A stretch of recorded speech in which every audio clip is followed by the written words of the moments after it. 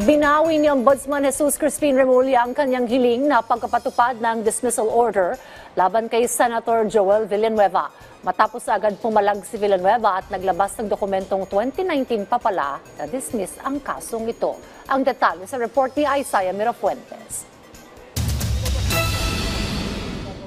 Muling binuhay ni Ombudsman Jesus Crispin Remulla ang usapin kaugnay sa dismissal order ng Ombudsman kay Senator Joel Villanueva noong 2016. Kahapon ng umaga, inanunsyo ng bagong Ombudsman na susulat siya kay Senate President Tito Soto para ipatupad ang dismissal order ng Ombudsman kay Senator Joel Villanueva. Pero binawi niya ito bandang hapon. Naghain ng dismissal order noong 2016 si dating Ombudsman Conchita Carpio Morales dahil sa kahinahinalang paggamit ni Villanueva ng kanyang Priority Development Assistance Fund o PDAF noong siya ay kongresista pa sa ilalim ng Sibak Party List. Si Joel Villanueva agad dumipensa. Naglabas siya ng mga dokumento na patunayan niya na wala siyang pending criminal and administrative case sa Ombudsman. Na-dismiss na niya ang kanyang kaso noon pang 2019 matapos ilahad ng dating Ombudsman na ang pirma ni Villanueva sa mga dokumento na sangkot sa anomalya ay forge o peke. Ayon pa kay Villanueva, inasahan na niya ang mga magiging harassment at fake news tungkol sa kanya. No comment naman si Senate President Tito Soto tungkol dito.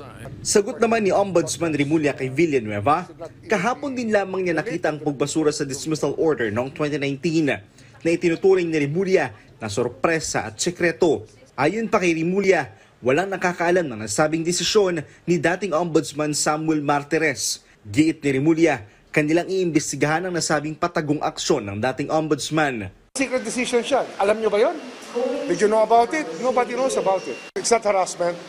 It's something that everybody thinks to be still valid. That can turn out to be not valid anymore due to a secret decision. Dapat kasi, hindi naman na-publish yan, hindi yan nilabas. Nobody knew about it.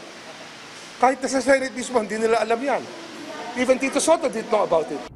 Nagtungo rin sa Office of the Ombudsman ang Independent Commission for Infrastructure para magsampa ng reklamo. Ito ay kaugnay sa dalawang infrastructure project na ininspeksyon ng DPWH Secretary Vince Dizon. Isa sa La Union na hinati sa dalawang phase habang isa ay sa Davao Occidental. 20 DPWH officials ang inireklamo ng ICI. Papaliwanag ko, ang DPWH, pag nag-i-implement siya ng proyekto, decentralized niya. In this case, itong dalawang distritong ito, district level below 150 million pesos yung mga proyekto. Ang ibig sabihin nun, lahat ng mga bidding, lahat ng pag-implement kuno ng mga proyekto, yung pagbayad sa mga kontratista ay nangyari sa level ng District Engineering Office. So yun muna yung initial na pwede natin kasuhan.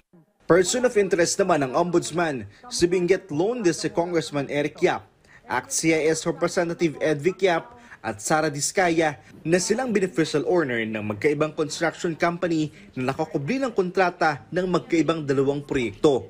Ang magkapatid na Yap sa La Union habang si Sara Diskaya naman sa Davao Occidental. Halos 180 million pesos ang halaga ng sa La Union at 96.5 million pesos naman ang sa Davao Occidental.